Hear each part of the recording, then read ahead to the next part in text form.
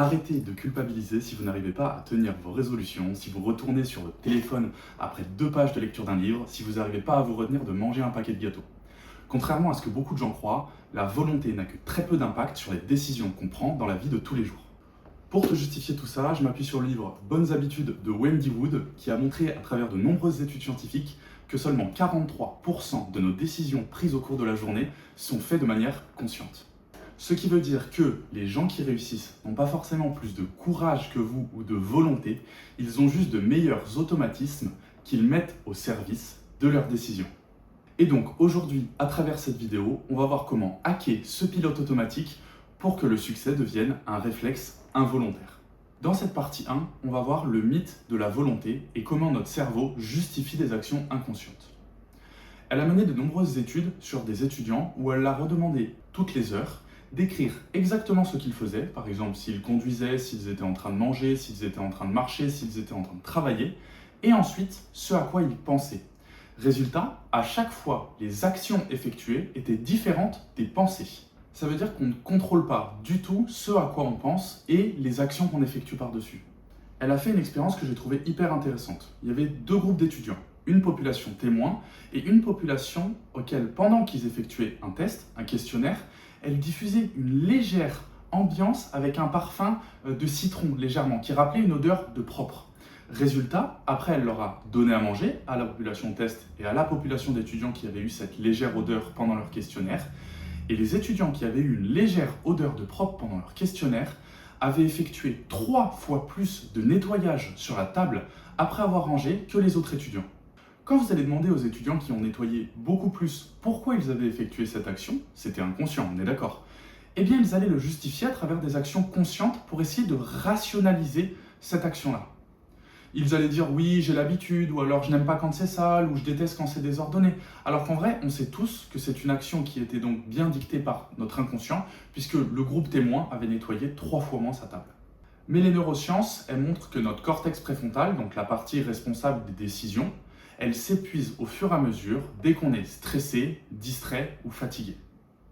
Plus on doit prendre de décisions au fur et à mesure de la journée, plus notre brouillard mental va s'épaissir et plus prendre des décisions va être compliqué. Il faut donc essayer de coder les actions pas dans le cortex préfrontal, qui dirige nos décisions conscientes, mais plutôt s'adresser directement au néostriatum, la partie qui encode les habitudes, afin de bypasser le système de volonté. Pour cette partie 2, on va voir les 3 piliers scientifiques sur lesquels Wendy Wood s'appuie afin de nous faire du coup hacker ce système d'habitudes. Le premier élément, c'est le contexte et c'est tout l'environnement autour duquel va se construire cette habitude. Votre cerveau ne voit pas une action comme un élément isolé d'une chaîne. Lorsqu'il effectue le début de cette chaîne, il va être obligé d'effectuer tous les éléments qui se situent à sa suite. Si vous avez pour habitude, par exemple, de vous mettre sur un canapé pour regarder Netflix, lorsque vous allez vous asseoir sur ce canapé, votre réflexe immédiat va être d'attraper la télécommande puisque c'est le second élément de la chaîne. Si vous essayez de vous asseoir sur ce canapé et de sortir un livre, ce sera beaucoup plus difficile de lire. Ce que je vous conseille, c'est du coup d'aller vous asseoir sur un second fauteuil sur lequel vous n'avez pas pour habitude de regarder la télé. Le contexte environnemental est beaucoup plus fort que votre esprit. Et c'est pour ça qu'il y a certaines citations qui existent comme « nouveau travail, nouvelle vie », je pense que vous avez déjà entendu des gens qui disent ça, qui sont particulièrement véridiques parce que lorsque vous changez d'environnement et de contexte, c'est le moment où votre cerveau est le plus perturbé et du coup où vous êtes le plus apte à mettre en place un nouveau comportement. Vous devenez alors très modulable et c'est beaucoup plus facile d'adopter de nouvelles bonnes habitudes, des mauvaises aussi, ou alors d'arrêter de mauvaises habitudes. C'est aussi de là que viennent de nombreuses citations comme « vous ne pouvez pas vous sentir mieux dans l'environnement qui vous a rendu malade », ce genre de choses. Le deuxième principe, et c'est le plus important puisque c'est le principe central du livre sur lequel Wendy Wood a concentré énormément de temps et énormément d'études scientifiques, je le précise parce que c'est vraiment un livre très scientifique, elle cite toutes ces études, c'est vraiment des choses qui sont faites dans les règles de l'art et il y a énormément d'exemples. Si vous ne me croyez pas, je vous invite à le lire, il est vraiment très complet.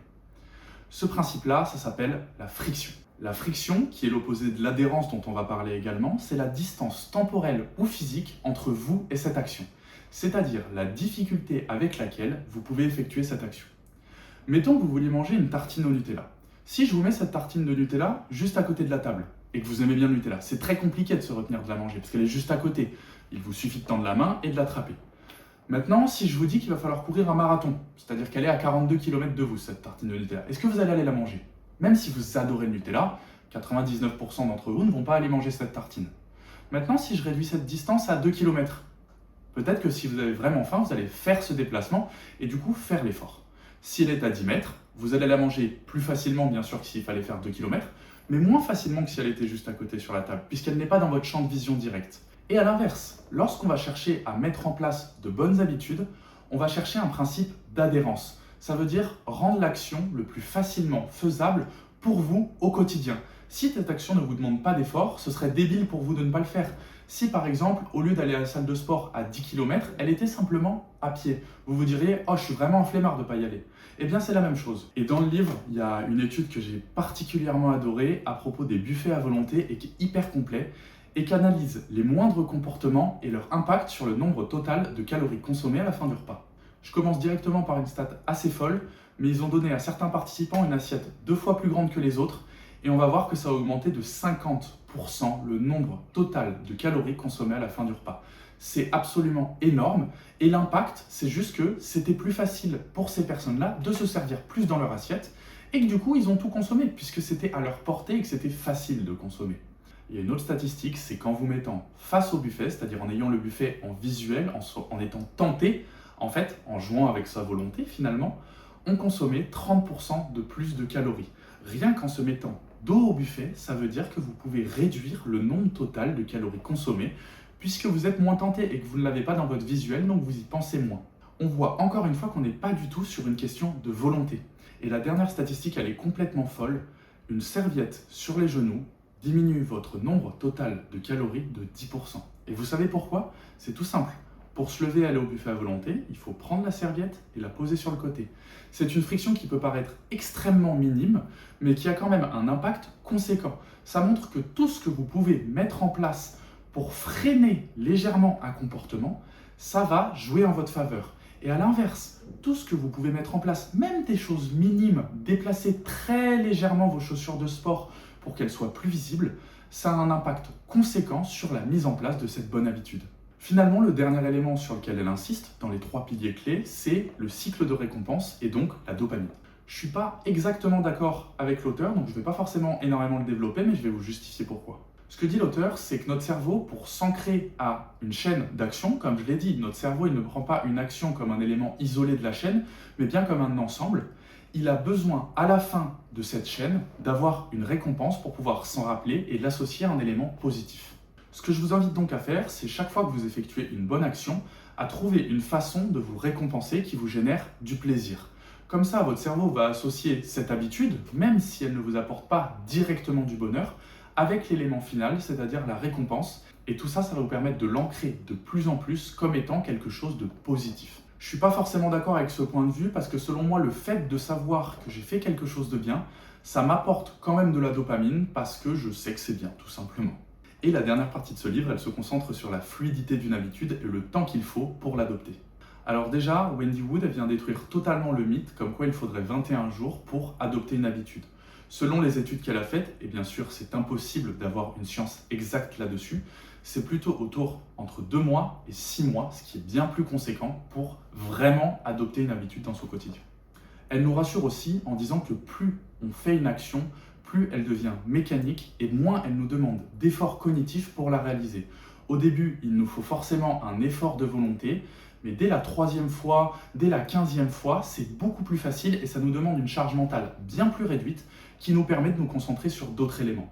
C'est donc la répétition qui va vous permettre de vous habituer à effectuer cette action. Ce processus s'appelle de la fluidité cognitive et une fois que vous l'avez effectué suffisamment, l'action ne nécessite plus du tout d'énergie ou d'input, on va dire, de motivation ou de volonté de la part de votre cerveau. Et c'est là que vous avez vraiment pris l'habitude. Pour conclure cette vidéo, je dirais qu'il ne faut pas que vous cherchiez à devenir plus fort, plus courageux ou à avoir une meilleure volonté. Il faut que vous mettiez en place des éléments dans votre vie quotidienne pour favoriser ces bonnes habitudes. Pour cela, il faut profiter des phases de conscience. Vous savez, les phases où vous êtes très motivé, où vous vous dites « dès demain, je fais ça, dès demain, je mets en place, dès demain, j'arrête ça ». Profitez-en pour mettre en place des éléments concrets qui vont favoriser cette action dès le lendemain. Comme je l'ai dit au début, 43% de votre vie est automatique. Laissez votre cerveau effectuer les actions pour vous et vous servir. Contrôlez votre environnement, réduisez la friction, augmentez votre adhérence. Merci de m'avoir écouté.